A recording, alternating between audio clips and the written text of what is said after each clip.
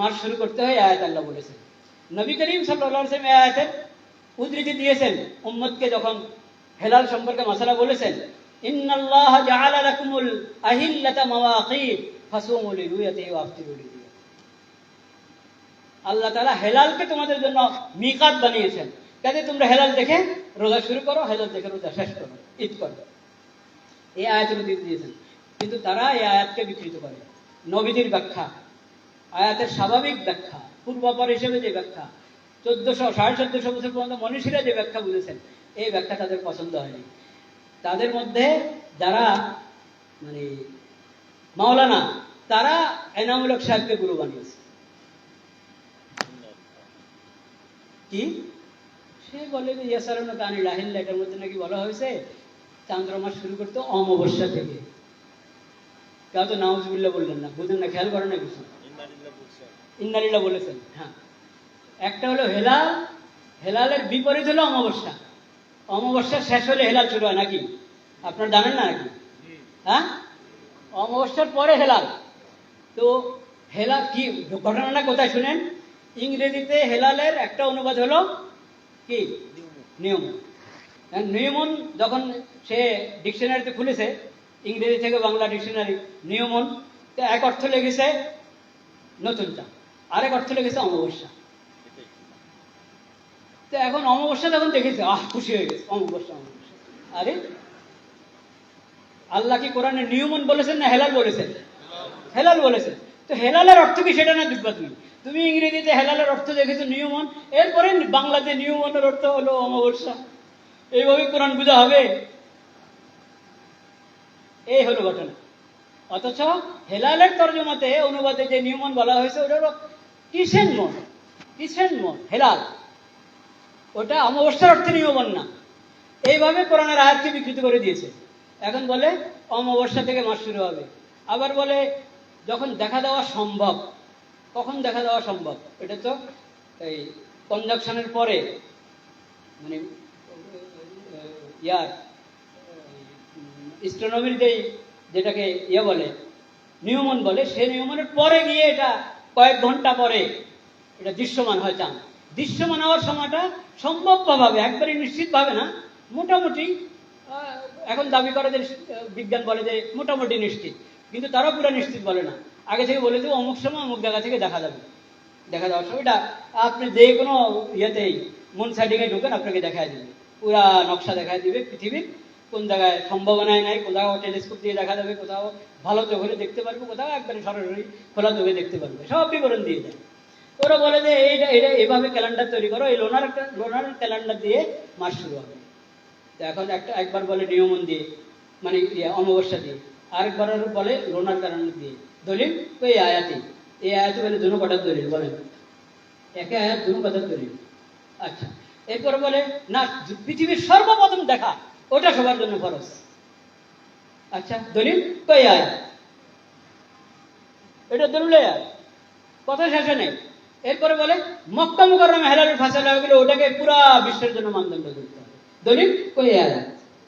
সুবহানাল্লাহ। এগুলা কি কোরআন সুন্নাহর অনুসরণ না তামাশা? ওরা বলে যে এগুলো সব স্পষ্ট নাকি আয়াতের মধ্যে আছে। তো সব কথা কিভাবে স্পষ্ট হয়?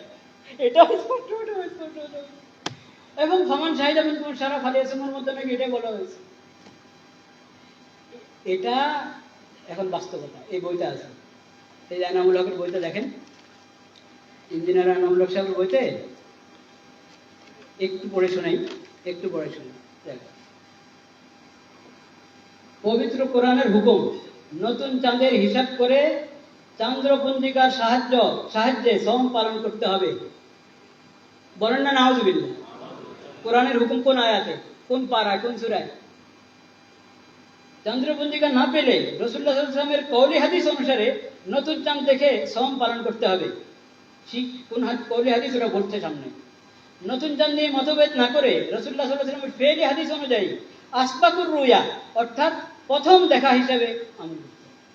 কোন হাদিসে আসবাকুর রুয়া আছে? প্রথম দেখা, সর্বপ্রথম দেখার কথা একটি হাদিসে দেখান। একটা মজু হাদিসের মধ্যে নাই, সহিহ হাদিস, হাসান হাদিস দেখাবে দূরের কথা। কিন্তু সেই উদ্ধৃতি দিয়েছেন ওই ভদ্রলোক, উনি বলছেন আর নতুন চাঁদের হিসাবের মাধ্যমে আবার নতুন চাঁদ নিয়ে বিতর্ক না করে আসবাবুর রুয়া বা প্রথম দেখা হিসাবে সোম পালন করতে হবে, কারণ ফরজ রোজা ছাড়া যাবে না। সহিহ মুসলিম 2419 নম্বর হাদিস।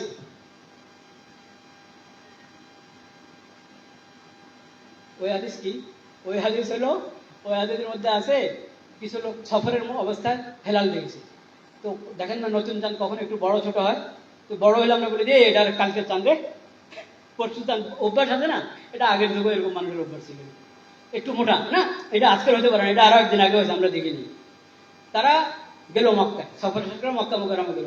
আব্দুল্লাহ ইবনে আব্বাস রাদিয়াল্লাহু আনহুকে জিজ্ঞেস করলো যে আল্লাহ রসুলের সাহাবী, আমরা এরকম ঘটনা, তারা তোমরা কবে দেখছো সেটা বল। তো আমরাই তো যখন দেখছি তখন, এর আগে দেখিনি। তো যখন দেখেছো, যে রাত সন্ধ্যায় দেখেছো, এটা ওই রাতের টান। আল্লাহ তাআলা তোমাদের দেখার জন্য এটা বড় করে দিয়েছেন। হেলাল কখনো বড় হয় ছোট হয়, বড় হলেই বুঝবে না যে এটা বাসি চাঁদ হয়ে গেছে। এই বর্ণনা এটাতে বলছে আসবাকুর রুয়া, সর্বপ্রথম দেখার কথা এই হাদিসে আছে? কখনো না। এইভাবে একবার হাদিসের নম্বর দিয়ে মিথ্যা কথা। তখন সে বলে আল্লাহ তো চেয়েছিলেন ক্যালেন্ডারের উপরে করতে, মানে হিসাবের ভিত্তিতে। নবীজি বলছেন যে হিসাব তো তোমরা পারো না, তো দেখে করো। তো এখন যেহেতু আমরা হিসাব পারি, তো আর দেখে করার কাজ কি? এই সমস্ত কথা।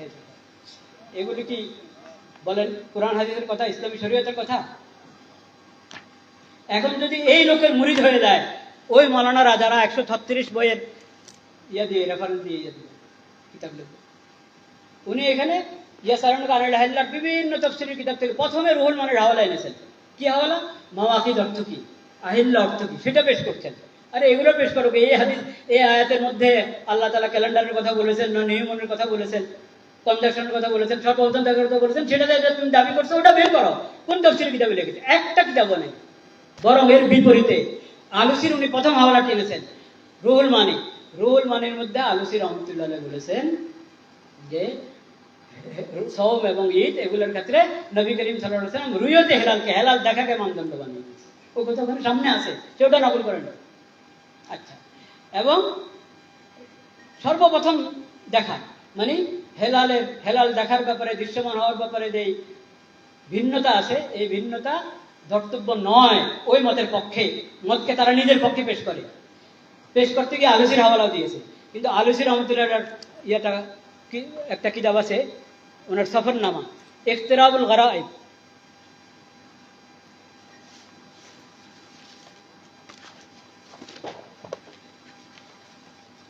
গরায়েবুল ইখতিরাব ওয়া নুজহাতুল আলবাব,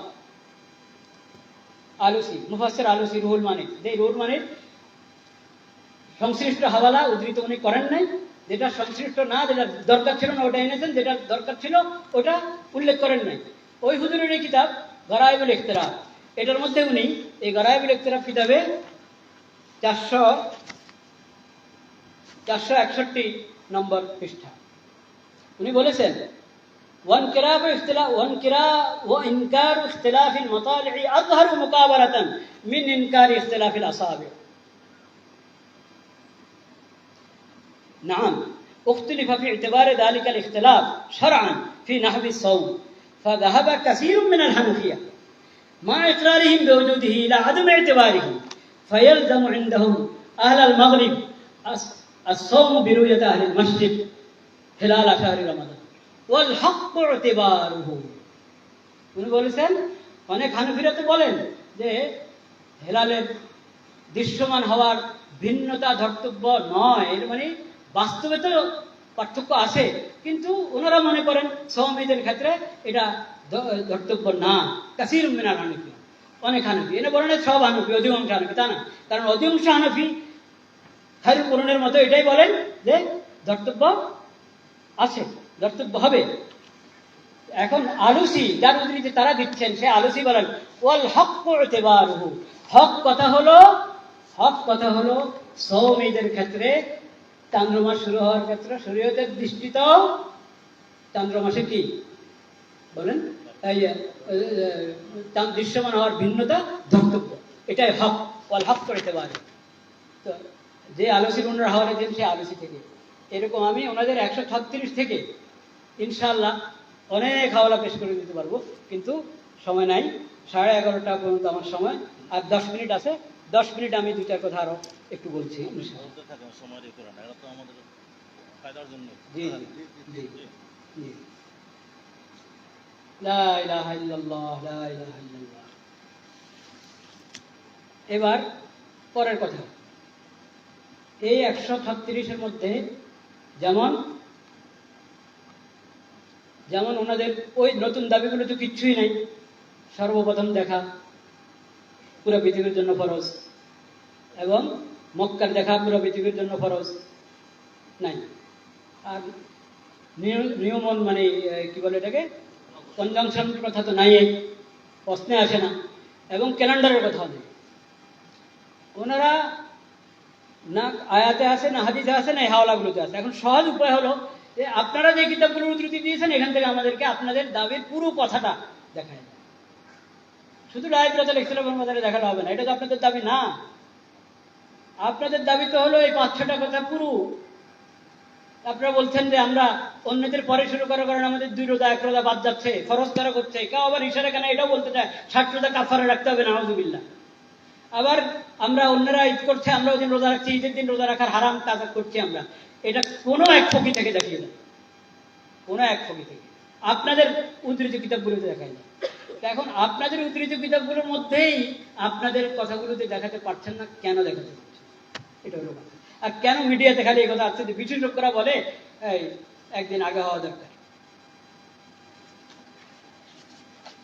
বারবার একটা কথা খুব প্রচার করে পত্র পত্রিকা এবং আমাদের মিডিয়ার বাইরেও বলে যে ওআইসিতে ফাইসলা হয়ে আছে।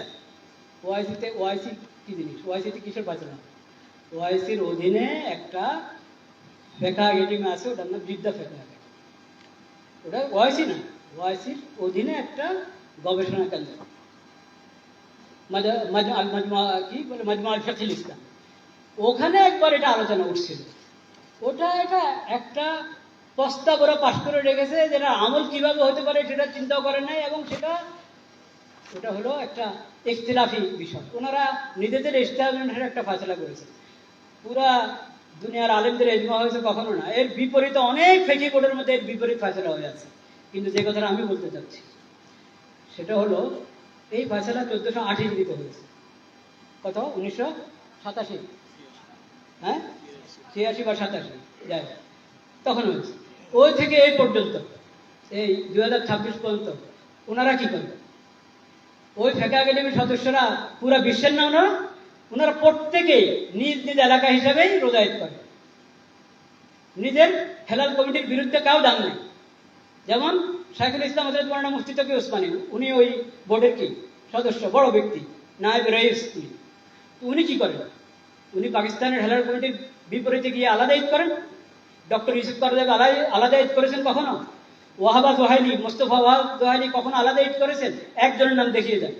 ওখানে যারা দস্তখত করেছেন, অনেকে তো বিরোধিতা করেছেন, কিন্তু সংখ্যায় একটু বেশি হয়ে গেছে যারা বলেছেন যে না এই ধর্তব্য নাই, লাইব্রেরিতে ইখতিলাফের পক্ষে যারা হাত উঠিয়েছেন সংখ্যা বেশি হয়ে যাওয়ার জন্য এটা ফায়সালা হয়েছে। যারা হাত উঠিয়েছেন এর পক্ষে, তাদের কেউ নিজের দেশের হেলাল কমিটির বাইরে গিয়ে রোজা ঈদ করেছেন একটা ডকুমেন্ট চান।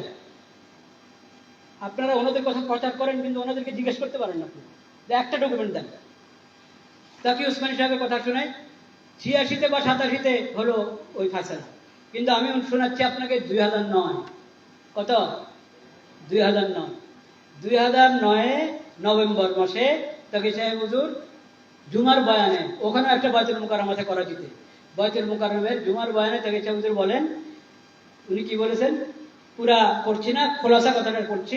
আরে ये साइंस की बात नहीं, साइंस की उल्टी की बात है। তোমরা যারা বলো যে বিজ্ঞানের দাবি হলো ওখানে আরাফার রোজা হচ্ছে, হাজিরা আরাফার রোজা করে এখন কোরবানি করছে, আর আমরা এখন আজকে আরাফার রোজা রাখছি। বিজ্ঞানের দাবি হলো আমরাও তাদের সঙ্গে কি করা, আরাফার রোজা তারা যেদিন রাখছে, আমাদের এখানে 8 জুলাই, আমরা তাদের 9 জুলাই হিসাবে আমাদের 8 জুলাইয়ের হক আমরা রোজা রেখে ফেলবো। এটা না বিজ্ঞানের দাবি। আমি পারেন না, না এটা বিজ্ঞানের দাবি, এটা বিজ্ঞানের উল্টা। বিজ্ঞানের দাবি হলো যার যার হেলাল,